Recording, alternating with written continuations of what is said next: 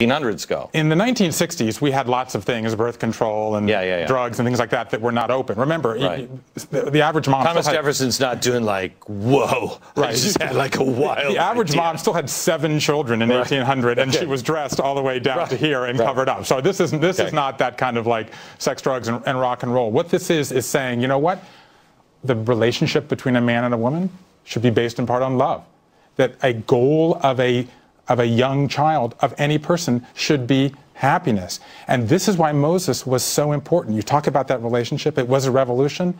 The idea that you could have a direct relationship with God. Who was the first person to stand up to a king and to say you could have a direct relationship with God? Answer, it was Moses. And that's why the whole theme of the Exodus was so important. It's why Moses was on the Liberty Bell, Moses on the seal. And it's why, as we begin here, going through our founding fathers, Moses was such a theme, because he was the first person to say we can have moral character and we can be free and have our own relationship with God. So let's put together a council of founding fathers, or council of dads, which you did, because in case anybody doesn't know the story, Bruce is a survivor of cancer. Are you clean bill of health now? Clean bill of health. Okay. Full of energy. And when he found out, he thought, there's a chance I'm going to die. And if I'm going to die, who passes? Who's there to tell my children, teach my children? What are they going to learn? And he put this council of dads together, and now it's turned into a book, because I mean, you survive. Market. That's what I'm thinking.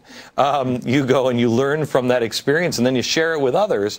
So, Bruce, you took this idea and used it in your own life for your own kids. But now, let's put one together for the founding fathers. What is the country? What is the founding father? What are they supposed to teach us? Okay, fine. So you have done this great service of kind of reintroducing everybody to the founding fathers.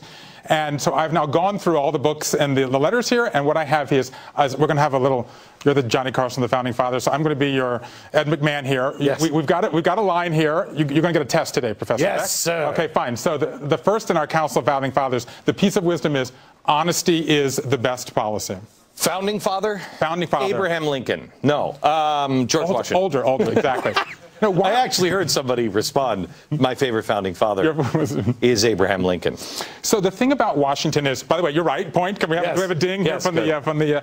So Washington, right, a man of great virtue, a man of great character, right, the bullets whizzing by him, and he's the first one who said, we're not going to be slaves. He talked about America as a new promised land. And a great moment at his inauguration, right, he could have been the king. He goes up there in a brown suit, not a uniform, he doesn't want to be exalted. He opens up the Bible to the last pages of the book of Genesis, right before Exodus, to this moment where Jacob is saying to his brothers, I'm not a God, I'm your brother.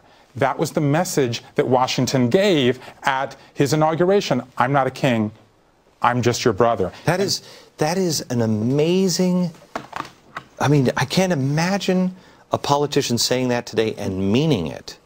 He really was a father of our country for so many reasons, but one was he was trying to teach us every step of the way how to rule or have a president. You know, up until the reason why we had term limits is because FDR was the first one to take 4. Everyone else, up until that time, they wouldn't run a third term because they'd say, who do I think I am? I'm better than George Washington? And this quote comes from that moment. Right. At his farewell address, he actually prints it as a letter in the newspapers around the country. He never gives it. He says, honesty is the best policy. It's a cliche now, but he's the one who introduced it. And what was his message?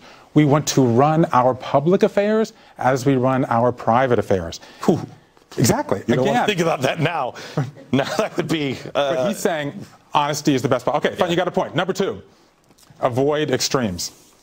Probably the guy who was sitting naked in the front, in his front room, Benjamin Franklin. Benjamin Franklin, exactly. Yes. No, Franklin also, by the way, I mean, an incredibly inventive man, lively, as you said. I mean, you're going to have one of these founding fathers in your Council of Dads. You're going to want Franklin. He's going to be the fun guy, but also very into virtue and modesty and the common good, right? He starts thrift.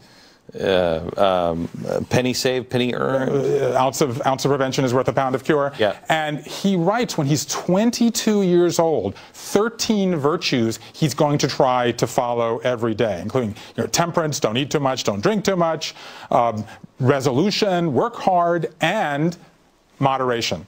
Don't do anything to extremes. And I think that what he, more than any other person, said that America should be about the common good. He actually had problems with his own father, and that's where he started the fire department, the first public library, the first university. He was the first person to say, if we're going to educate our kids, we can prepare them to be the Americans we need them to be. I don't have that wrong. That's why the founders were so into education, right? Because they knew that the kids, just like in slavery, they knew if you educated, it ended everything. You became an equal of everyone else. I love the way you said that in the opening setup, which is during all that time they were sending those letters by ship to England, 3 months. I mean, Franklin must have crossed a dozen different times. They were reading and they were preparing themselves.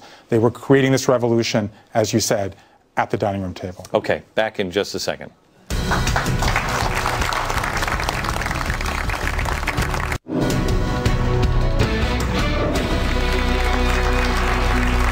Founders Fridays. We're back with Bruce Feiler. He's the author of The Council of Dads and America's Prophet, both worth your time and both great reads. We're talking a little bit to fathers today on the Council of Dads, if you will, of founding fathers. What are we supposed to learn from our founders? What message did they leave behind? What did they try to teach at the time? We're going through the Council of Founding Fathers. George Washington was the first one. Bruce, give me a little quiz. Honesty is the best policy. Franklin, avoid extremes. The next one is question with boldness. I mean, I think I got that one nailed. That's Thomas Jefferson. Yeah, and in fact, I learned this quote from you, Glenn, and I think that Jefferson. There was this wonderful line that Adams was the voice of the revolution and Jefferson was the pen. A learned man, 7,000 books in his library, but yet also had this interesting relationship with religion because he was interested in it but wanted to kind of talk back to it. Remember when he was in the White House, he actually cut out the miracles and made this Bible, as you know, and he's the one, along with Franklin, who proposed that Moses be on the seal. July 4th, 1776. Immediately after the Declaration, they asked Franklin, Jefferson, Adams to come up with a seal. They proposed that Moses be on the seal because he represented these ideals of standing up to a king. And he wrote in this letter, not long after, when he was in Paris, to his nephew, question with boldness even the existence of God. And because he said, if there is a God, he will respond to reason more than fear. And I learned this from you. You must surely rather honest questioning over blindfolded fear. Keyword, honest questioning.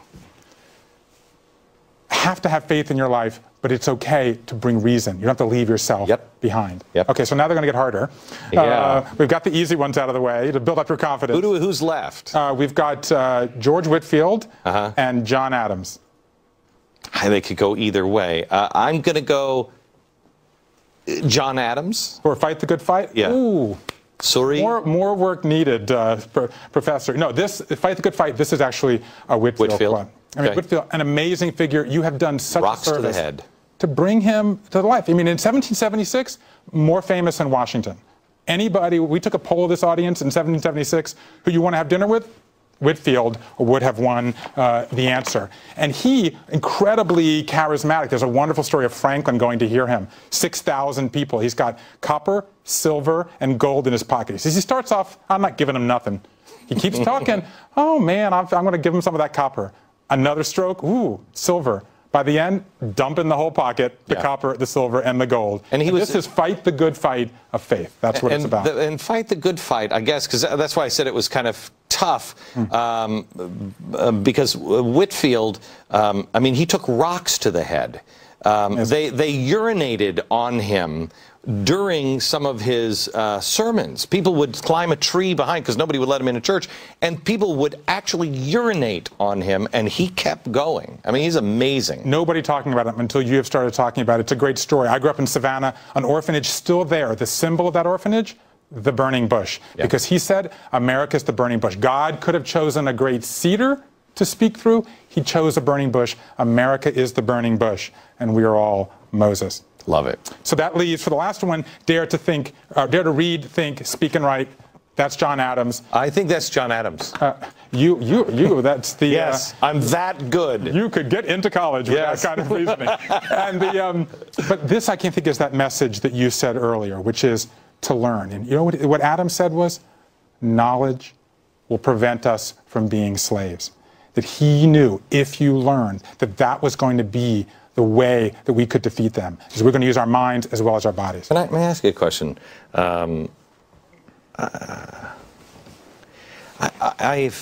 There's two things. One, and I think it was in 1 Samuel I was reading this last weekend, that talked about, and it just jumped out at me. I've read it before, but it jumped out at me, that